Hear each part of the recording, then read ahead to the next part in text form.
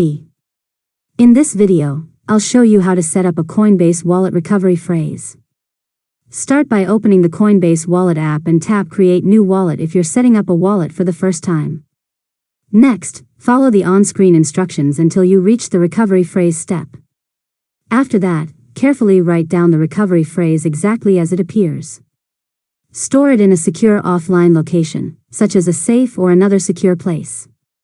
Never share your recovery phrase with anyone, and never store it in an unprotected online location. Now tap Continue when you've finished backing up the recovery phrase. Next, Coinbase Wallet will ask you to verify the recovery phrase by selecting the words in the correct order. Complete the verification to confirm that you've saved it correctly. After that, finish the remaining wallet setup steps until you reach the home screen. Finally, open Settings, then Recovery Phrase or Security if you want to confirm that your wallet backup has been completed.